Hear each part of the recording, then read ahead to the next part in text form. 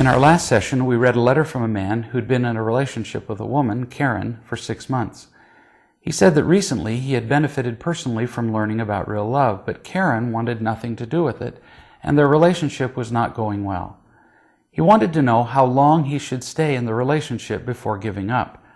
I suggested that finding real love and trying to infuse that essential quality into a relationship is always a good first move. But he'd already tried that. So now we'll consider a metaphor that might help him in his decision.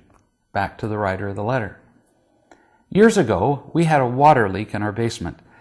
In the process of locating it, I dug a long and deep trench at the front of our house.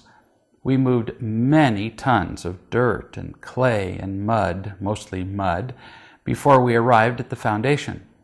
We put each shovelful of mud in a bucket, which we then carried out from the dig site and placed in a large steel buggy designed for carrying loads of concrete.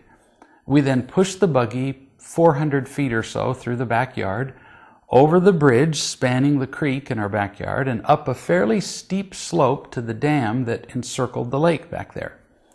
That last slope was a real challenge. In order to make it to the top, we had to get a full running start pushing this buggy, which weighed as much as 800 pounds fully loaded, ahead of us.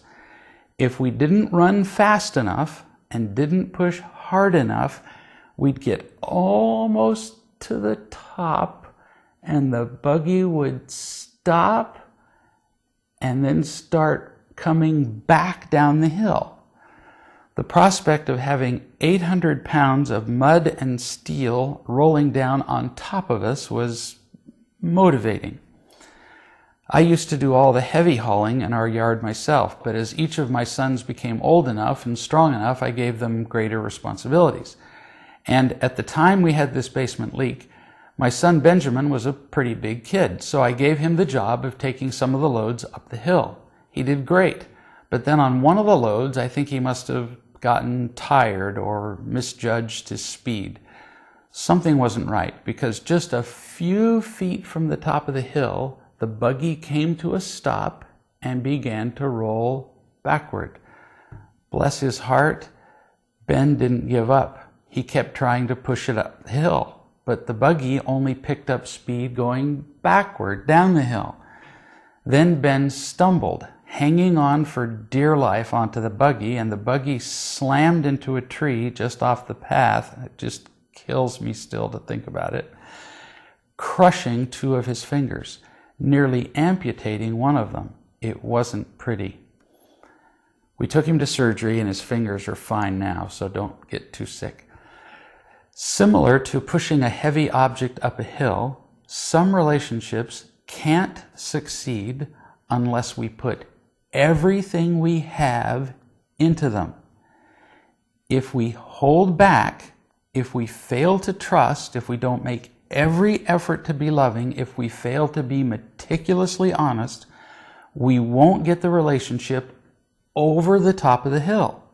It will fail and roll backward, potentially crushing us. But what if we do put every effort into a relationship and it still doesn't work? That can happen. Benjamin put everything he had into pushing that buggy up the hill, but still it rolled backward on him. If he had simply let it go, he would have walked away without a scratch.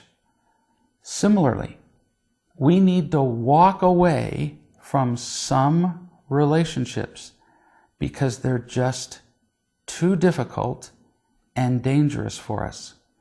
We can't move forward with the load of some old injuries, disappointments, anger, and expectations in those relationships.